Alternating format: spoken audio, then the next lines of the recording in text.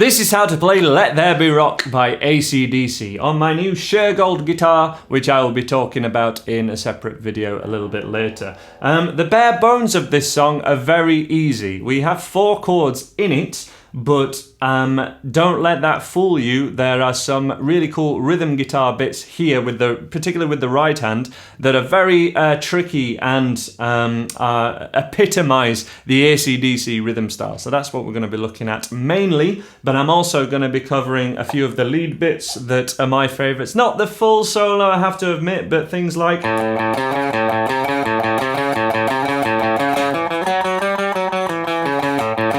sections like that from the main solo, a couple of the highlights of it, but the rest of it is often just improvised, really. Let's get straight in for the close-up and check it out.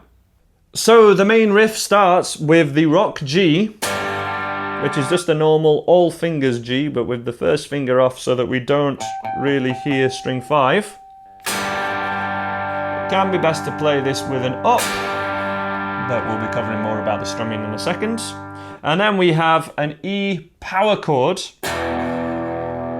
which is a flat first finger barring fret 2 at string 4 and string 5, like this. And if you haven't covered the one finger E and the one finger A major chord yet, I really recommend checking out my video on those, the one finger E and A chord. It's part of my beginner's course, and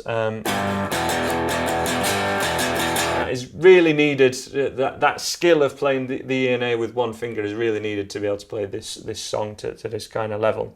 So as a walkthrough of the bare bones of this song, we've got the rock G, and then the E power chord played 1, 2, 3, 4, 5, 6. G, 1, 2, 3, 4, 5, 6. G, 1, 2, 3, 4, 5, 6. When we do this more up to speed, we'll be using down and up strums, but for now, just to get it, do it all on downs. G, 1, 2, 3, 4, 5, 6. G, 1, 2, 3, 4, 5, 6. After we've done that twice, we go G, E, E, A, E, E, G. G, E, E, A, E, E, G, and then 1, 2, 3, 4, 5, 6.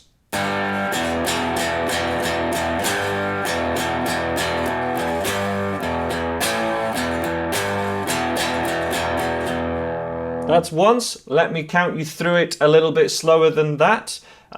This is most of the song. Half of this song is this riff, really, so it's so important. So starting from the G, it starts on the and of 4, the offbeat of 4, and we're going to play in 1, 2, 3, and 4. G. Okay, from there. So let's start that again. 1, 2, 3, 4. G. 1, 2, 3, 4, 5, 6. G. 1, 2, 3, 4, 5, 6, G, E, A, E, E, G, 1, 2, 3, 4, 5, 6. Even slower. 1, 2, 3, 4, and 1, 2, 3, 4, 5, 6, G, 1, 2, 3, 4, 5, 6, G, E, E, one finger A, E, E, G, 1, 2, 3, 4, 5, 6. Let me repeat that a couple of times for you so you can get the feel for it.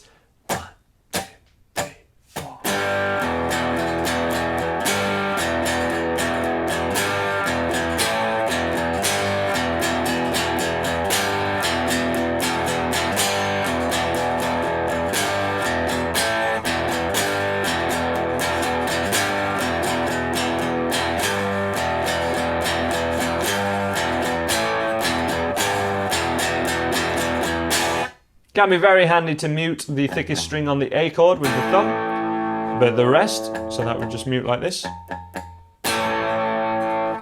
But the rest of the time, thumb behind the neck. Then there's a pause for In the Beginning, back 1955, all of that section. But then we get straight onto an A chord, and we just stay on an A chord for a long time. So it's just A. Keep playing the A chord, okay? But we play it with this very typical AC/DC Malcolm Young style rhythm guitar.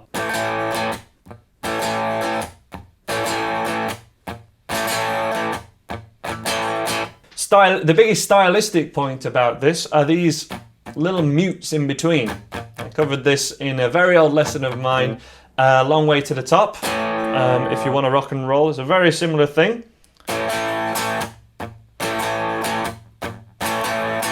Because other than these little mutes, it's just 1, 2, 3. 1, 2, 3. 1, 2, 3. 1, 2, 3. Okay, so the bare bones of it, if you're struggling to get the rhythm, or you've never covered this sort of subtlety before in a rhythm guitar line with the palm muting and things, listen to the record, and just with down strums, 1, 2, 3, 1, 2, 3. As a beginner, that's how you will get it in time. Listen to the record, it's just an A power chord. Let there be rock! 1, 2, 3, 1, 2, 3. 1, 2, 3, play that in time, okay? You've got to get the time in first, even if you're just hitting on your guitar.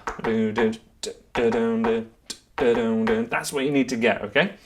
But with all the bells and whistles, all the muting, it should be done with down, up, mute, mute.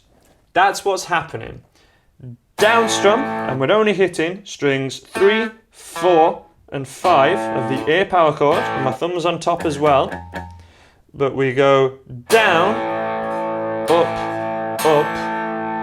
palm mute, palm mute. And when we're palm muting here, we're just wanting silence and this string hit sound rather than being sat too much on the bridge. Move a little bit further this way. Down, up, mute, mute.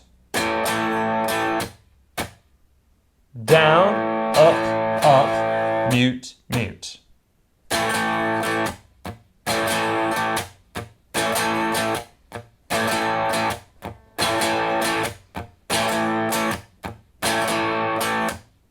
Down, up, mute, mute. Down, up, mute, mute. My first finger's just here all the time.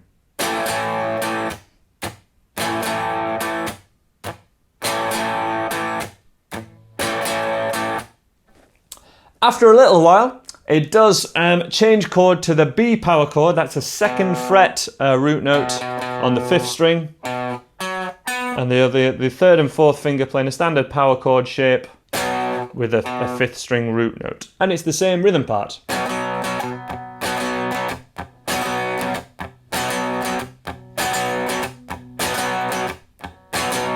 And then it would go back to the A chord. And then we have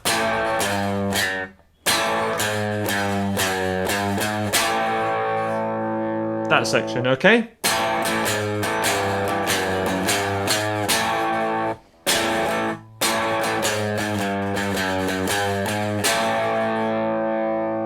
That is A 4th fret of the thickest string, 3rd, 2, 3, 4, A.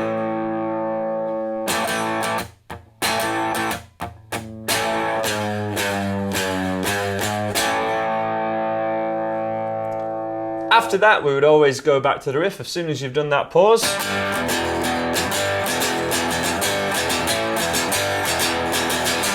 And if we've got this rhythm of, we've got the ups and downs and the muting happening in the verse, we can start to do the intro starting on an up because it happens on the off beat. So it would be up, up, down, up, down, up, down. Which should start to become very natural because it's just so much more economical to do rather than at breakneck speed going down, down, down, down, down, down. You know, that's very taxing on the hand, whereas as we learn more of these Malcolm Young style rhythm lines, the AC/DC stuff, and also just things like 16 strumming, where you're strumming downs and ups 16 times in a bar, or that's the motion you're using. There's more of that kind of thing in my strumming course. This starts to happen, and the important thing is that hand's just moving up and down at exactly the same rate. Up, up, down, up, down, up, down. And it's which ones you catch, so it's more like this.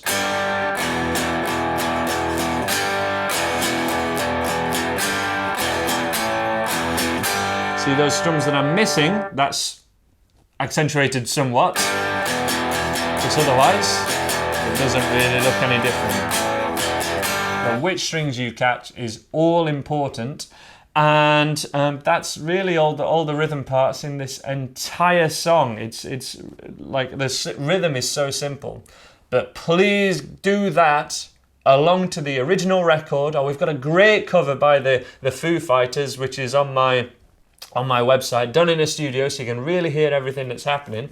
And jamming along to that, you'll be able to hear the chord change when they change from the A to the B in the solo section. That needs to be heard and remembered, because you're not going to be counting the bars. It would be ridiculous to do so. Just remember how the song goes. Remember his solo. Remember how it's going to change. Or even watch the fingers to do it. And then you can move on to learning some of the trickier parts, which are some of the solo sections. So the first solo is really just a sort of improvised solo using A minor pentatonic, using this set of notes. So we're not going to cover too much on this kind of thing. All those sorts of things will work, and I'll be covering exactly how to do those in my lead guitar course, which is coming out in November of 2017, so not long at all. But the bit that I want to focus on now is that little boogie-woogie bit.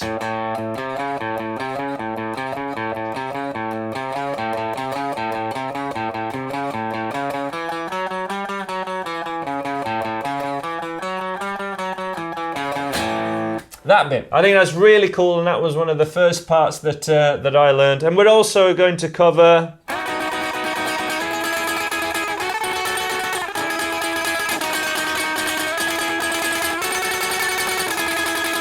covering that section as well. They're the two bits of this, if you choose to keep watching, they're the two bits that we're going to cover. So the Boogie-woogie riff is almost like a 12-bar blues bass line.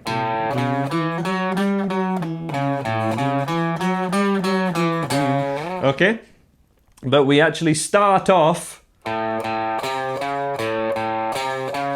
open on the A string, middle finger 3rd fret to 4th fret with the 3rd finger.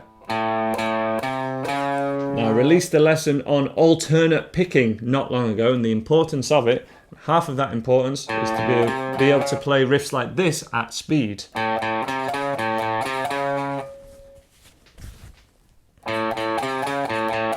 Down, up, down, up, down, up, down, up.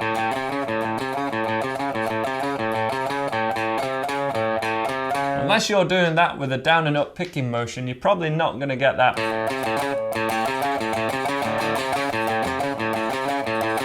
At any sort of speed near the record, it would be a little bit crazy. After that, we have these 5 notes. 1, 2, 3, 4, 5, and then back down exactly the same set. Open A to 4, 2nd fret, 4th fret, this is on string 4, little finger at 5th, and then back down the same set of notes.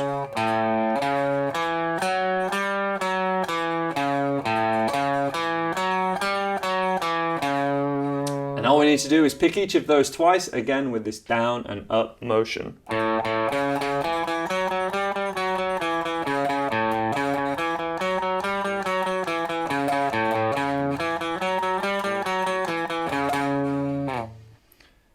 And then we do the exact same thing in B, so starting from a B note.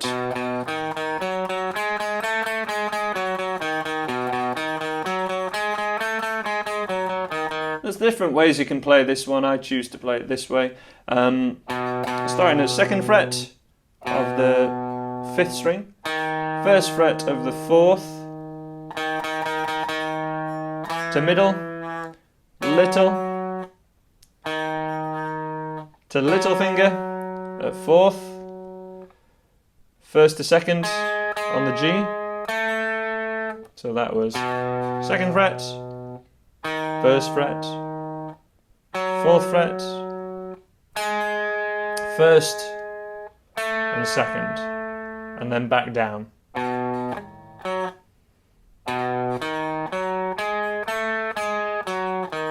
So useful to play blues bass or to learn blues bass lines. I used to jam bass in a band when I was 50 or 14 even, because we didn't have a bass player for a time. And I learned so many tricks like this, so many patterns, you know. A lot of riffs are actually written on the bass. John Paul Jones out of Led Zeppelin, I believe, wrote a good share of the actual classic Led Zeppelin riffs on a bass. It's very handy. But all we do then is play each of those notes again with a down and up pick.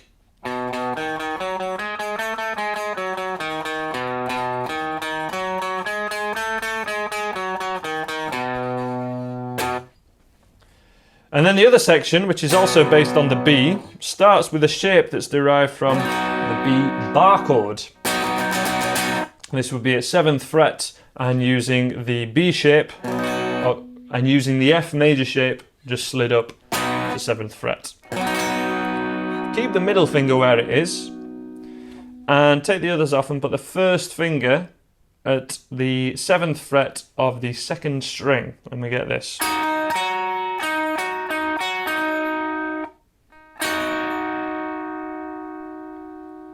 And that's the start, and what we need to do, and that's our start note, and what we need to do is play this on a down, up, as fast as you can at breakneck speed. Like this, okay? Down, up, down, up, down, up, down. Being very careful to only hit those two strings, but what you need to do is mute the other strings. Mute the thinnest string with your first finger, mute the third string with your middle finger, so that I can actually hit, when I'm doing it faster, the other strings, but I'll try not to because that will slow you down. But if I do,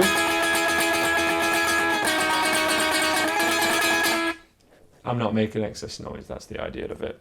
So 7 and 8, 9 and 9 with the third and little finger, and then a third finger up to 11th fret and middle finger at 12. And then we get this pattern.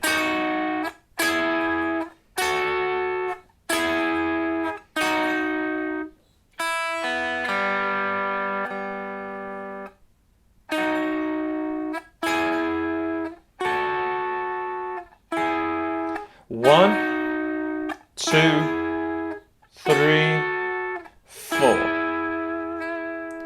And then pick that with a down and up motion.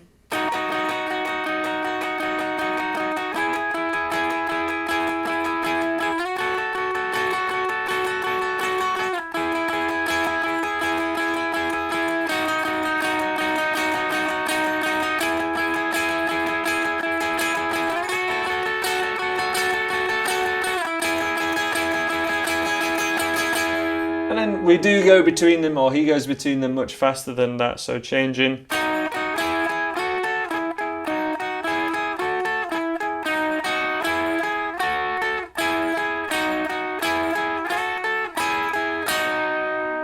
Which is much trickier, but a really good exercise, and they're the bits that I would pluck out of that solo, which is often improvised, often played differently, all the other sections, but they're sort of the main building blocks of it. And for more little hints and tricks like that, check out my lead guitar course, as I say, coming exclusively to andyguitar.co.uk in around November of 2017. Thank you for watching. Check out more of my AC/DC tutorials now by clicking the links on the screen.